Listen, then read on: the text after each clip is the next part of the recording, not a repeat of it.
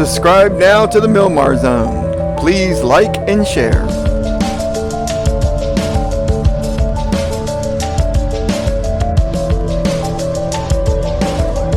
The Raven, by Edgar Allan Poe.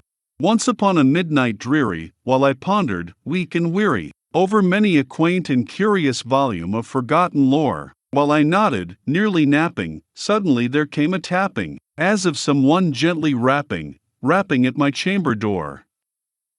"'Tis some visitor," I muttered, tapping at my chamber door, "only this and nothing more." Ah, distinctly I remember it was in the bleak December, and each separate dying ember wrought its ghost upon the floor. Eagerly I wished the morrow, vainly I had sought to borrow from my books surcease of sorrow for the lost Lenore, for the rare and radiant maiden whom the angels name Lenore, nameless here forevermore.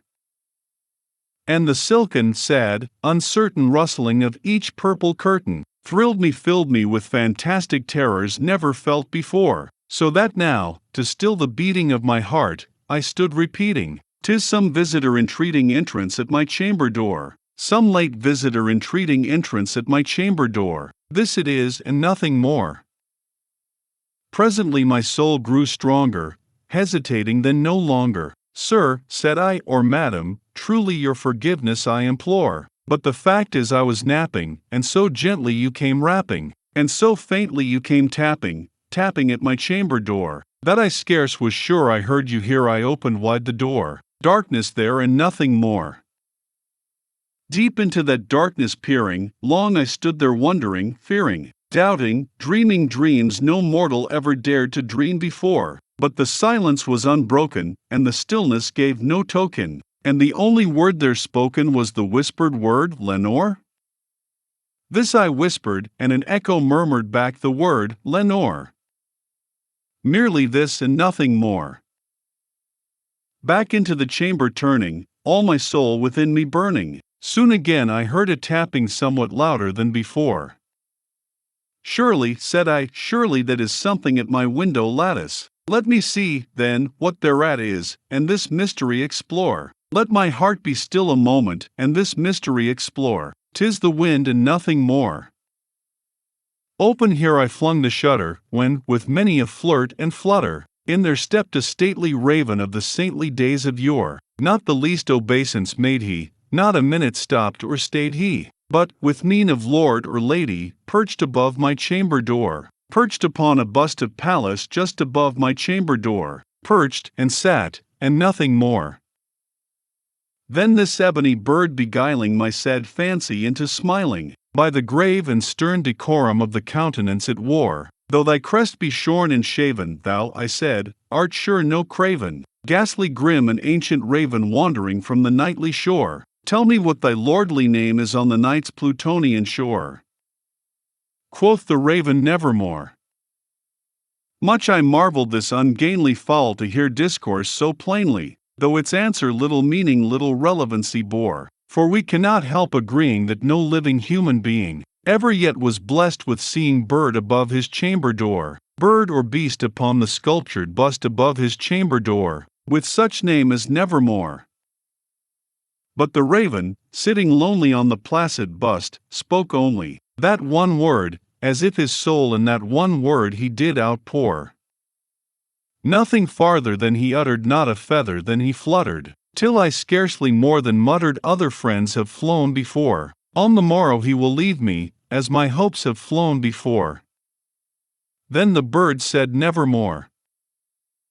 Startled at the stillness broken by reply so aptly spoken, "Doubtless," said I, "what it utters is its only stock and store, caught from some unhappy master whom unmerciful disaster followed fast and followed faster till his songs one burden bore, till the dirges of his hope that melancholy burden bore, of nevermore.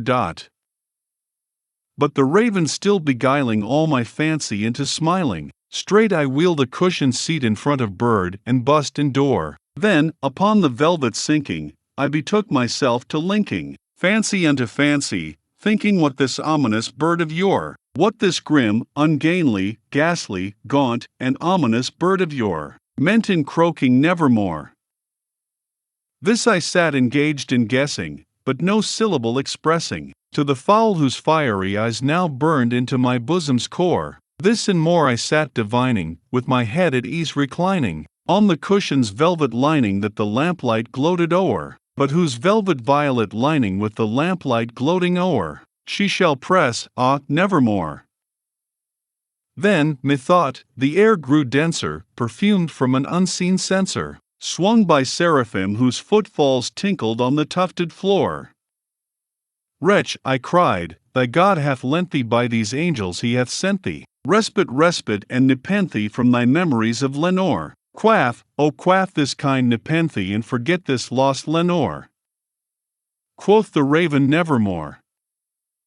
Prophet, said I, thing of evil, prophet still, if bird or devil. Whether tempter sent, or whether tempest tossed thee here ashore, desolate yet all undaunted, on this desert land enchanted, on this home by horror haunted, tell me truly, I implore, is there balm in Gilead? Tell me, I implore. Quoth the raven nevermore. Prophet, said I, thing of evil, prophet still, if bird or devil. By that heaven that bends above us, by that God we both adore, tell this soul with sorrow laden if, within the distant Iden, it shall clasp a sainted maiden whom the angels name Lenore, clasp a rare and radiant maiden whom the angels name Lenore. Quoth the raven nevermore. Be that word our sign of parting, bird or fiend. I shrieked, upstarting, get thee back into the tempest and the night's Plutonian shore. Leave no black plume as a token of that lie thy soul hath spoken. Leave my loneliness unbroken, quit the bust above my door. Take thy beak from out my heart, and take thy form from off my door. Quoth the raven nevermore. And the raven, never flitting, still is sitting, on the pallid bust of Pallas just above my chamber door, and his eyes have all the seeming of a demon's that is dreaming, and the lamplight o'er him streaming throws his shadow on the floor, and my soul from out that shadow that lies floating on the floor, shall be lifted nevermore. Thank you for watching. Please subscribe now, The Milmar Zone. Like and share.